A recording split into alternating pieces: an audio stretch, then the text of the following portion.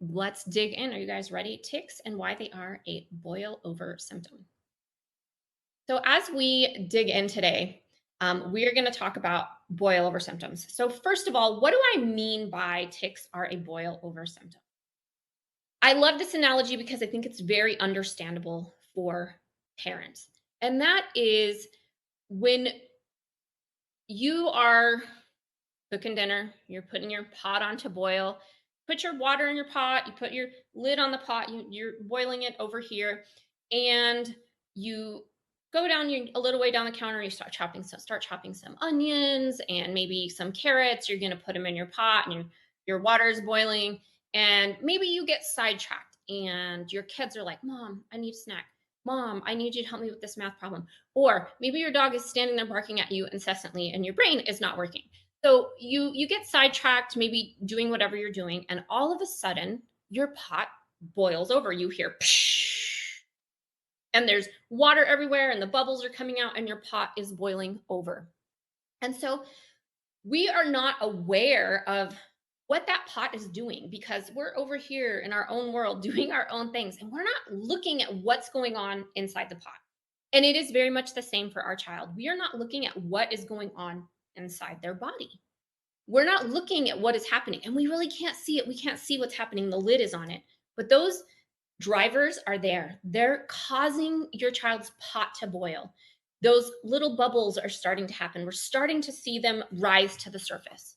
And maybe you're seeing a little bit, like maybe they start blinking their eyes, or maybe they're saying a word repetitively, or maybe they just have brain fog and they can't focus, or the mood swings are just out of control. It's like Dr. Jekyll and Mr. Hyde.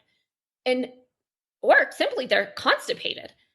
But these little bubbles, these little signs are starting to come to the surface. This is our pot is starting to boil. Our pot is starting to boil. And when the ticks happen, this is that boil over symptom. Our pot is full, and those ticks are going to come out, and it's going to be everywhere. And this is our boil over symptom. We're not looking at all the stuff that's driving that. What is causing our pot to boil? When you put that pot on, turn your stove on, maybe you have a gas stove, maybe you have an electric stove, you're not thinking about, well, what's making that pot boil? You're just turning the gas on, walking away, chopping your onions, feeding the dog, whatever you're doing. You're not thinking about what is making that pot boil. And so when we talk about tic disorders being a boil over symptom, we have to look at what is making your child's pot boil. And I will tell you that that is different for every single child. And that is why the approach that I do with clients are different, because everybody's driver of their pot is different. So let's talk about that. Let's talk about what is the driver. So I bet your doctor never told you this before. Here is the big, old, gigantic, enormous secret. Are you ready? The big secret your doctor never told you before is that chronic inflammation is the primary driver of chronic disease and the underlying cause of chronic illness. So if your child has a tic disorder, it's time to explore where that inflammation is coming from. Where is that inflammation coming from? What is driving your child's pot to boil? And Marcy said inflammation and toxins. Simply, it's inflammation because toxins can drive inflammation. So above and beyond toxins, toxins are a part of the puzzle, but they are not like two of the main drivers. The main driver is really inflammation. And where is that inflammation coming from? So to better understand, before we dive in, to better understand about inflammation, we need to understand that inflammation is not just inflammation. It comes in different forms. So both necessary for health and harmful if it's chronic. Inflammation is an integral part of your immune system, and really it's your first line of defense for your body against harmful stimuli like germs and toxins. So we have to understand that acute inflammation saves lives. It fights off infection or injury when you fall and twist your wrist or your ankle. But inflammation becomes a real problem if you live in a state chronically throughout your life.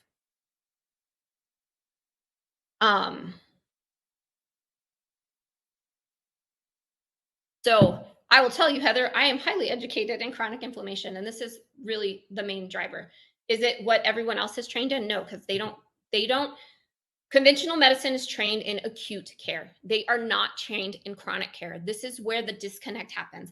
This is why when you're going to the doctor over and over, they're trained for acute care. They're trained for a pill for every ill. They are not trained for this chronic, aggressive inflammation that continues to go on. This is why we have now this functional realm of people working in this area. So when learning about inflammation, it really was the number one game changer for my son's tics because I could look at it from a different point of view. So remember that inflammation can be caused by so many factors that need to be investigated, and we're not looking at just a singular cause. It is not just a singular cause. And this is where you have to look at, like, so many parents are magnesium and B6. They're thinking there's a singular cause, just taking out gluten. They're thinking it's a singular cause, but it's really like your kids are in this perfect storm and they boil over. They boil over. So,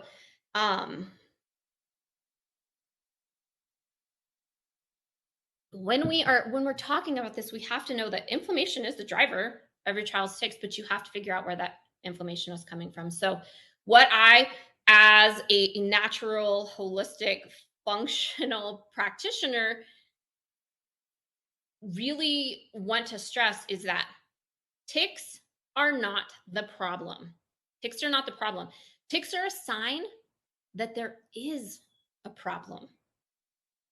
So keep that in mind. Tics are not the problem. You, as the parent, I know because I've been there. I did not want to watch my son struggle and tic and not be able to control his bodily movements. And so I was like, the tic is the problem. The tic is the problem. We have to get the tic to go away. But the tic was not the problem. The tic was a sign that there was a problem. His pot was boiling and it was overflowing and there was shit everywhere. So we have to keep that in mind. And here's what I want you to know is that when we have this boil over, there is something that happens. It's called a symptom cascade.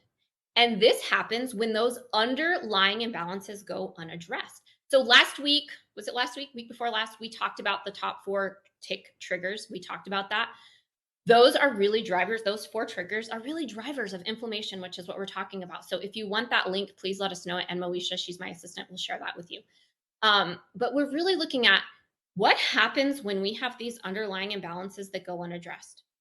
What happens when we have infections, food sensitivities, like Jackie had mentioned, strep titers? What happens when we have leaky gut? What happens when we have mold toxicity or environmental toxicity or heavy metal toxicity? What happens when we have all of these drivers of inflammation and we start to have these symptoms going on, but we're not addressing those symptoms? We end up with this symptom cascade. So if these symptoms go unresolved, they start to cascade into other areas of the body.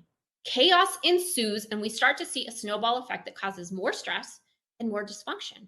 So many people see that, well, my kid was diagnosed with ADHD, and then they were diagnosed with a tic, and then they were diagnosed with SPD, and then they were diagnosed with OCD, and then they were diagnosed with, the list goes on and on. They have a laundry list of symptoms. So you can't see the water boiling in the pot unless you stand right over it. But when it boils over, you can see it spill across the kitchen. So tics are a boil over symptom. They are that outward sign that something is wrong. So this is really where we're starting to look inside the body. What's going on? What's driving your child's symptoms? So I want you to know tics are a boil over symptom, and tics are not the problem. Tics are a sign there is a problem. Tics are a symptom. Tics are not a diagnosis. Tics are a symptom. They are a sign that something is going on in your body. And if you leave that check engine light on, you're just going to continue to have more of a laundry list going on. So we've talked about that big secret. What was that big secret? We talked about what's that driver? What is the driver? That driver is that chronic inflammation. You have to figure out why your child's immune system is imbalanced. What are those triggers for your child? Tics are not the problem. They are a sign that there is a problem. So let's talk about, this is the number one thing that you can do right now at home to help your child. The number one thing, and I'm going to say this over and over and over again, this is the number one thing that you can do to help your child. It is not the only thing. It is not the only thing. There are many, many things because when we start looking at the process, and I'll talk to you about the process in a minute, but when we start looking at the process and what's going on inside your child's body, um, you you have to do everything in conjunction. There has to be a plan. There has to be a phase. You guys have heard me say, like, you need a roadmap. So you can't just do this one thing and expect that you're going to see huge changes. You might see some changes, but it may not be huge changes because you have to address all of the other drivers. But the one cheap thing that you can do right now with your kid to help with their tic disorders is to cut out sugar.